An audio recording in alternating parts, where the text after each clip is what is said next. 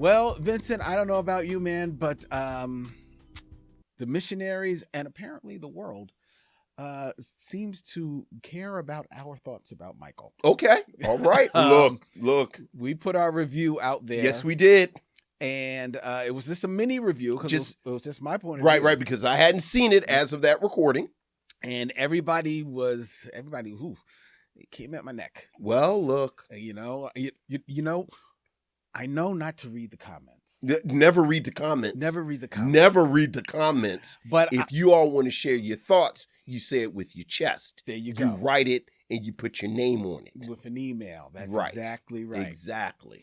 But I did look at a couple of comments. Well, see, whose fault is that? Well, it's totally mine. Okay. It's totally mine. They called you everything but a child of God. Well, they called me many things of God. Yeah. I was many things of God, plenty of sons of things. Sons of yeah. But that was based on my opinion of yes. Michael Jackson, and I did have a level of validation. Okay. That I was met with this week. But before I tell you about that, I want to hear you actually have seen Michael. Of course I have. Of course I have. The thing made what? $217 million worldwide. Yeah. A bunch of us saw it. Yes. A bunch of us saw it. I won't relitigate a lot of because again, we are going to have an official review. Yes, in June. In June, in about 4 or 5 weeks. Mm-hmm. But I will say this, talking about saying something with your chest. I agree with almost everything that you said in the review. Oh, okay. Like I really do. I will add this caveat, however, because you didn't see it again, did you? No, I have not seen it again. I strongly suggest you go see it again in the theater with the crowd. Okay. Because you saw a critics screening. No, I saw it with a crowd. Yeah, but it was a crowd of... No. It was a preview, wasn't it? It was a preview, but it was one of those previews where it was open to a crowd. Sure. So it wasn't just critics. Because I do think it plays very differently with a crowd. Like it really is a spectacle and a crowd type of thing. And that helped a great deal. But I think it was... Even without knowing some of the background information, it was very choppy. Mm-hmm. Very, very choppy.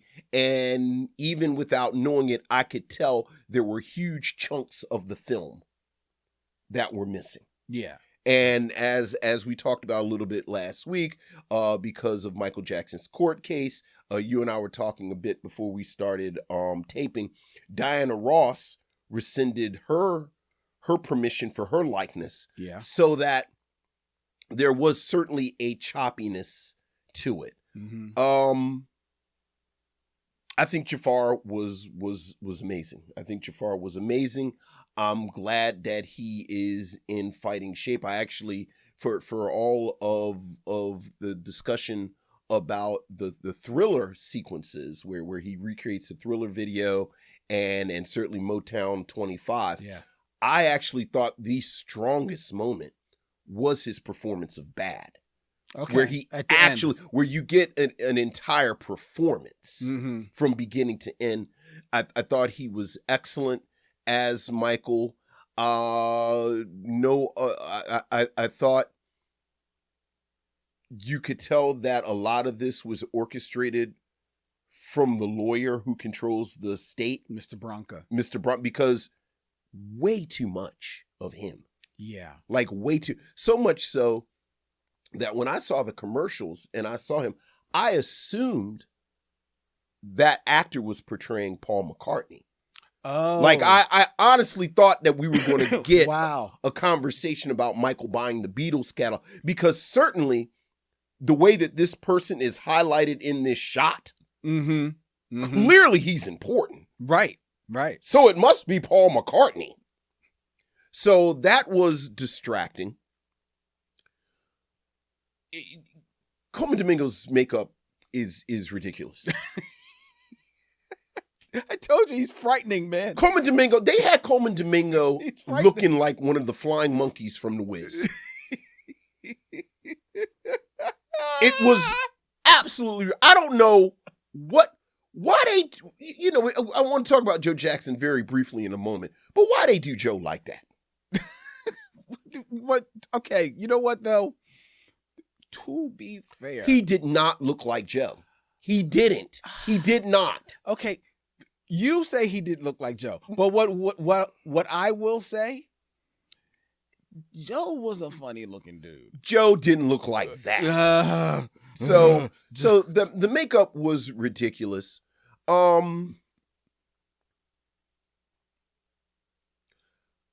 I also disagree with you a little bit. You said there was no arc. Mm-hmm. And there actually is an arc. The arc is Michael getting away from Joe. But it's so, I want to say badly handled, but badly implies that it's been handled better in other ways. I have said for years, and this really solidified it for me. Joe, when we talk about the legacy of Michael Jackson, the legend of Michael Jackson, mm-hmm. Joe is the most convenient bad guy. Yes.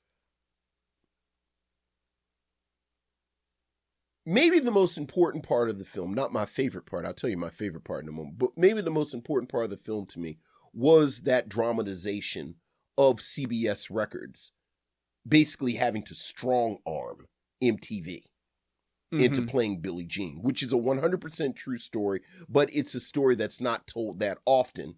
Yeah. And I actually said on the ride home, wow, I can't believe they dramatized that. Because that is, like they really put MTV on blast. And when you read the reviews and you read people talking, a lot of people don't know that story. They just assume everybody was in the Michael Jackson business, of course, from the very beginning. And then I followed up with, I was surprised that they didn't talk about the dynamic which led to Thriller, which is the Grammys in very racist Grammy fashion. Mm-hmm. Had iced out off the wall. Right. And hadn't rewarded off the wall with the acclaim and the awards that they should, which is an always relevant story because we've been talking about it with Jay-Z, with Beyonce, with Whitney Houston. This is a story that happens again and again and again with black artists. And Michael Jackson and Quincy Jones basically did the blackest of black things and said, well, I can show you better than I can tell you. Yes. And this leads into Thriller, and that's not covered. And my daughter actually had the really astute observation. She said, oh, they can talk about MTV because MTV isn't around anymore. Exactly, it's done. Whereas they can't talk about the Grammys. Right. And I think there are a lot of quote unquote villains in the Michael Jackson story that are still powerful. Mm-hmm. So they don't want to ruffle the feathers. So we can't talk about it. Yeah. Like we all, you love Motown. I love Motown. We all love Motown. Mm-hmm. Motown had thrown the Jackson 5 away. No, yes, they did. Like Motown had thrown them away. And, yes, and that's why they left. You and I talked about, I don't know if you mentioned it on camera, but you and I talked, like famously, it was a negotiation for Michael Jackson to do Billie Jean. That's right. At Motown 25. But this type of dynamic where it shines perhaps an unfavorable light on Berry Gordy, you are not going to get that. Right. Okay. Yeah. Because, Berry Gordy's interest, Berry Gordy's legacy is not going to allow it. And I'm saying Berry Gordy because I think that is the one that illustrates this the most. Mm-hmm. But I think there are a lot of actors throughout Michael Jackson's career that adversely affected Michael Jackson that we don't talk about as much as we do the Devil Joe. Right. So Joe takes all of it. And I think even with all the cuts, even with that always makes Michael Jackson's stories sort of awkward and unbalanced. Because we spend so much time like they had Joe Jackson, like this Negro was Candyman and it's like so there's that. Having said that, Joe Jackson And Don King, here we go. I told you. handing Cuban cigars back and forth and negotiating. I told you.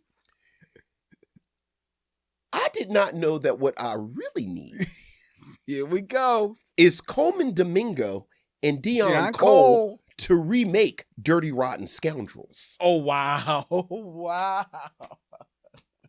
But as Joe Jackson and Don King. That was remarkable. I told you. That was absolutely remarkable. I told you, man. It was worth the price of admission. It really was. Because it comes near the end of the movie and you light up. You're like, oh my God. But the other thing that you realize, and God bless Nia Long, but to reiterate what you said, they don't really give Nia Long any space to really do anything. That's the only scene where Coleman Domingo really has somebody to work with as an actor. Right. Like, that is the best acted scene. Yep. And Dion Cole gives as good as he gets. But it was I thought it was a spectacle. I thought it was, the musical parts were fine. It was exactly what I thought it was going to be. Yes. But I do have to say,